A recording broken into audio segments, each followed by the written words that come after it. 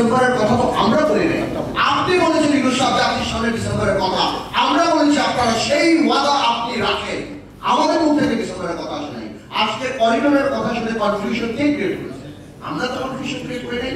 এই করিডোরের বিষয়ে ইউনূস সাহেব আপনি জানাচ্ছেন, আজকে কষ্ট লাগে, আজকে কষ্ট লাগে। আপনারা বেশি কিছু বলেন, নির্বাচন করেন, জানুয়ারিতে হতে পারে, ফেব্রুয়ারিতে হতে পারে, মার্চে হতে পারে, এপ্রিলে হতে পারে, এরকম ধরনের কথা আপনি জাতিকে একটা লটারির মধ্যে ফেলে দেবেন। আজকে আপনার আপনি বলছেন আপনি সংস্কার করবেন, কিসের সংস্কার?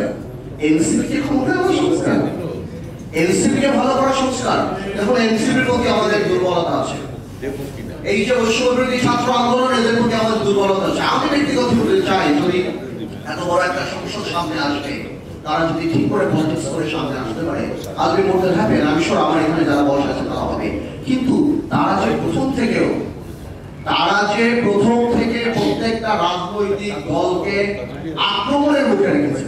এই যে একটা কথা তারা বলে যে বিএনপি আওয়ামী লীগ মুদ্রার এপিট আর ওপিট, আমরা আওয়ামী লীগরা মানে অন্যান্য দলরা আমরা নাকি মুদ্রার এপিট আর ওপিট। ওনারা কোন কারণে এই কথা বলে? আজকে কি বিএনপি বাংলাদেশে 1400 লোক হত্যা করেছে? বিএনপি কি লক্ষ কোটি টাকা পাচার করেছে?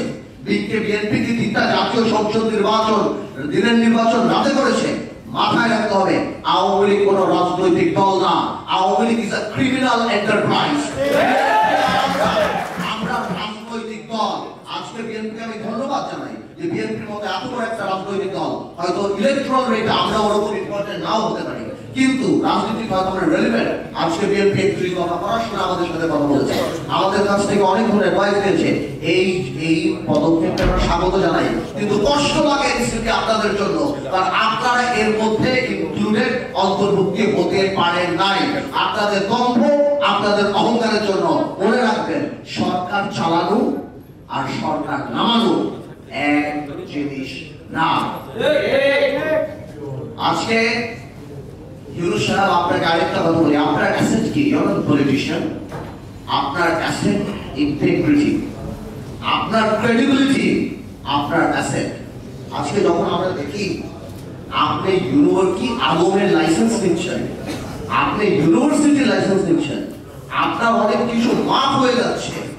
আপনার ওখানে যে উপদেষ্টারা বসা, সেই উপদেষ্টারা রাত্রেবেলা এনসিপির সাথে বসে, সেখানে বসে কোন কফি হাউসে বসে সবকিছু ঠিক করছে।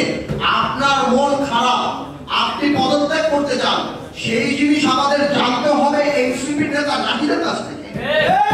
এটা আমাদের জন্য লজ্জাকর ব্যাপার।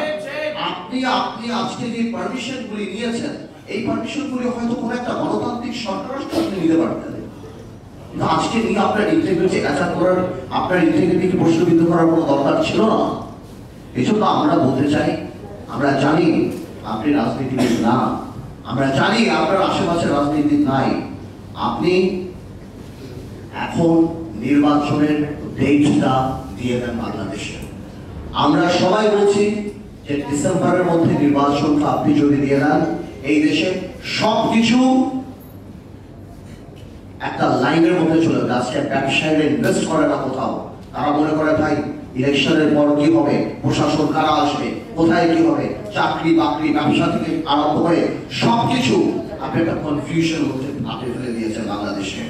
আজকে আমাদের কষ্ট লাগে, আমি রিপিট করতে চাই, অনেকেই বলে আপনি বিদেশের মাটিতে কত বড় মিসলিডিং ইনফরমেশন দেন।